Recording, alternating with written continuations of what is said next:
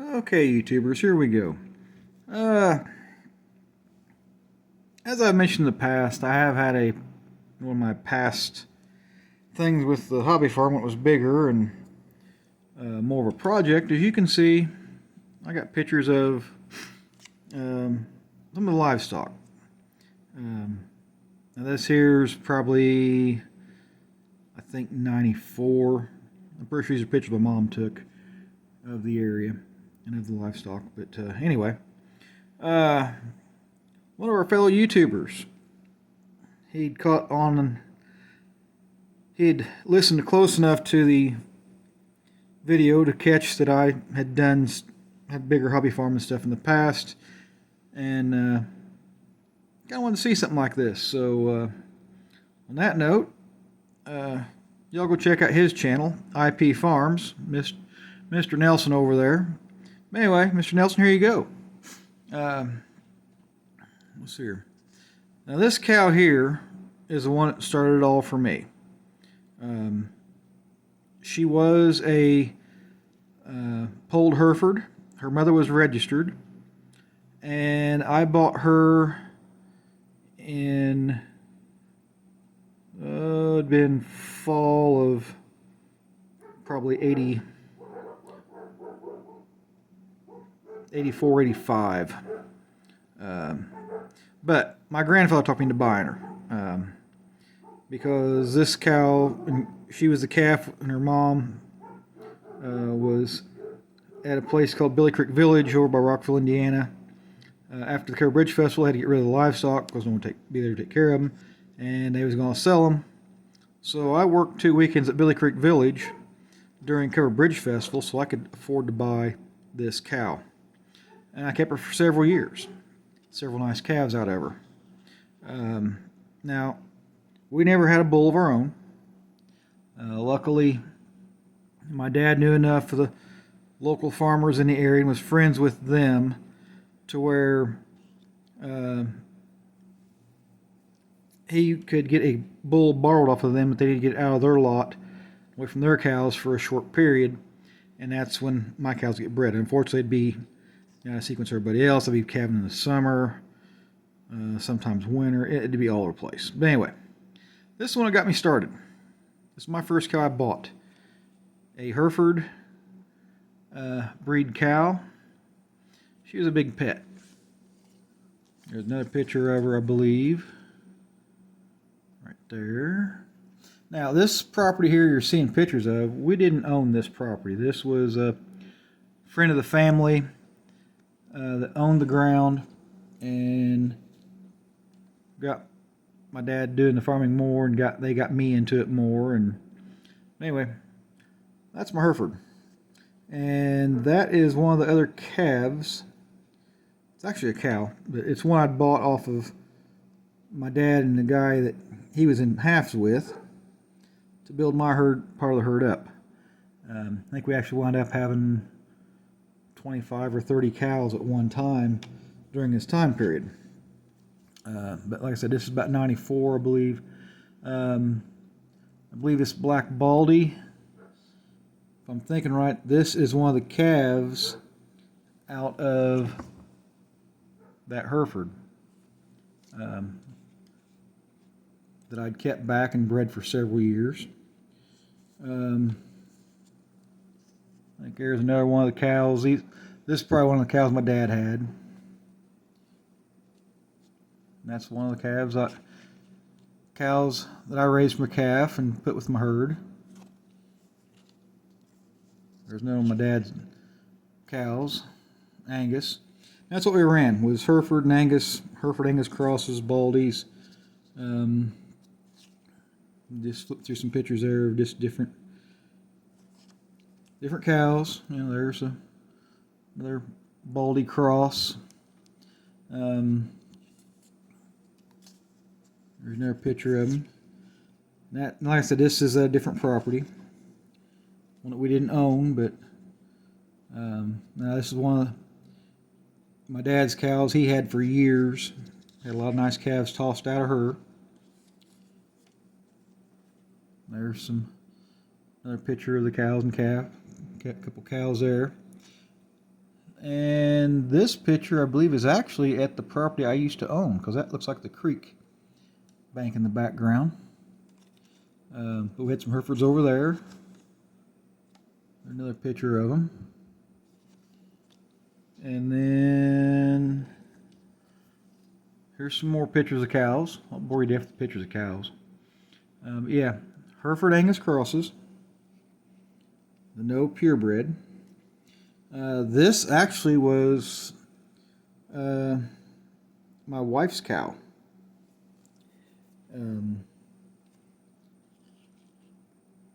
And somehow we ended up moving it to over onto our property. And I think we bred her that year. But yeah, there's another one of our baldies.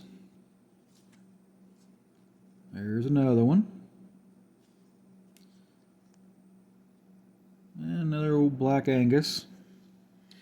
Like I said, there's several, you know, that's back in 94, so hang on a minute, I'll see if I can find some more pictures. I'm not sure how long. Alright, here's a few more pictures to bore you with. If you stuck right this long, if you want to stick around a few more, I'd appreciate it. Anyway, let's go over to the other property, the one that we mainly kept the cows at this property during the winter months, because it had running water and electricity where the property I had did not. But there's another one of our, another shot of the herd. Again, this is probably still about the same time period, early 90s. And of course that was a 4-acre hayfield in the background. We baled hay for the cows on. There's some calves, folks. There's one of the calves we had. A couple calves there. And I believe that's one of my cows there. But, yeah, got the feeder there. There's whoever Dad had the bull borrowed from. That's the big old red bull. I can't remember the dang breed. Might have been I don't remember what the breed was. Now this thing right here was a weigh wagon, because my dad worked at a seed corn company back at this time. And we would take this weigh wagon, fill it with feed for the calves, and had a calf feeder right about there, and a hydraulic motor to run the auger in the bottom, and a chain drive and run this auger on the other. Crank her down, fill the feeder up, away we'd go. But yeah, not a big fancy operation like some of you guys that are raising cows have, but you know, they'll run about, like I said, about 20-25 head of cows. Now I couldn't tell exactly whose cows are whose, but for most of those are my dad and his partners from the time period. I believe that one there was one of my cows. One of my dad's cows. There's another butt of a calf or two. But at the time that wasn't too bad a herd of cows, and of course we had the hay stored over here.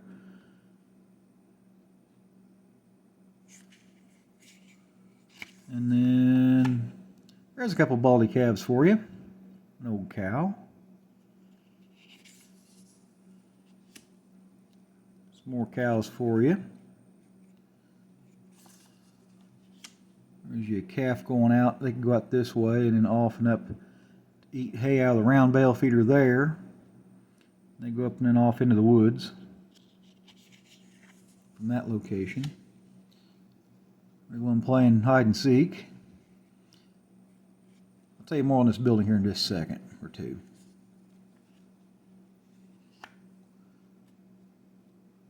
Now the cows knew in this building here is where we kept the feed. So they knew they'd keep an eye on, they'd hear us go in there to get feed, they'd be raring to go. Now, what this building was the old Judson School over at Judson, Indiana. It's probably about 7 miles northeast of Rockville, Indiana area. And like I was saying, we used to keep feed in here. We'd take and set an auger up. Or, no, we didn't set an auger up. What am I thinking? Well, yeah, we probably did set an auger at one time. But Dad would get stuff from the seed corn company, and a lot of cob, little kernels of corn. We'd go to the local elevator feed mill, have them mill it up, add supplement to it, and then they'd bring their feed truck out, bulk truck, either put it in this window or this window here, and back the truck on in, and they'd dump the load of feed on this floor here. And then we'd go up the ladder, get and come in and out, and work from there. It worked pretty well. Oh, just realized that's one of the bulls we borrowed to breed with that particular year. He threw some nice calves. I don't think we had to pull them. There's another shot of the old Judson School.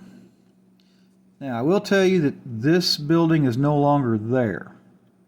The Amish moved into the area. Now, this place here was 54 acres, and the friend of ours that owned the property ended up selling it to the Amish, and the Amish tore this building, this schoolhouse down. It was a slate roof. I don't know how many rows of clay brick to make those walls, and it was a good 10-foot ceilings, 2 floors or whatever. The previous owner of the property had chickens, had a whole chicken hatchery deal. This room over here was all chickens, had chicken coops in it and stuff. We cleaned that later and put hay in it. And then down in the basement, in one of the rooms over in this area, they had an area for, checking eggs, crating them up and all that stuff. But anyway, back to the cows. Another shot of some cows we had at the time. They weren't show cows, they weren't top of the line, they were just plain old beef cows. We'd breed them, get the calves up about 500 pounds or so, and then we'd take them to the sale barn, the local area, and sell the calves off. Worked pretty well. A little muddy there. It's probably fall, springtime period. I couldn't tell exactly when this was here, but just another shot.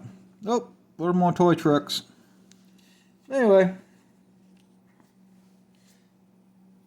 that'll be about long enough to bore you with the video of that. Mr. Nelson, IP Farms, hope you enjoyed at least seeing a bunch of pictures of some livestock I had back in the early 90s. Now this livestock operation of the hobby farm that we had was really just from about 1983 to about 2000. Now one thing I'd always told my dad was, a little story behind this, here at the tail end of it, is that my dad got me started into doing this. Doing the livestock, baling the hay, working the equipment and all that stuff. It wasn't my idea, it was Dad's idea, but it was a father-son project. Now, one thing I always told my dad as I'd gotten older, and of course doing my own thing, working, day job and all that, I told my dad, as long as you want to do the farm, hobby farm stuff, we will do it. But once you don't want to do it anymore, then we're done. Now, as time went on, our herd got smaller. Cows didn't breed back, whatever, So we was getting rid of the old cows. By 2000, I was all the way out of the livestock business as far as the cows. But still to this day, here we are, 2022, and I'm still monkeying with the old tractors and baling hay here on my little piece of property I've got here where I'm at now. So anyway, enough about that. That being said, hey, thanks for watching the video. Hope you had a Merry Christmas. Hopefully Santa didn't just leave you a chunk of coal under the tree. If he did, at least you got some heat. Something for heat. And all that. But anyway, Hey, thanks for watching the video. I do greatly appreciate you. Oh, and by the way, I think YouTube has me at about 800 plus subscribers finally. To you new subscribers, thank you. Thank you for stopping by. Thanks for hitting that button. I do appreciate it. I hope you'll continue to enjoy what I try to put up. You know, I don't put up videos as often as some, but I'll put you up something every once in a while. And those of you who are still here that have subscribed, and you're still after all this time, thank you very much. I greatly appreciate all of you. That being said, I'm going to let you go. And hope you have a happy new year. Hope our 2023 is better than 2022. And I will catch you on the next one.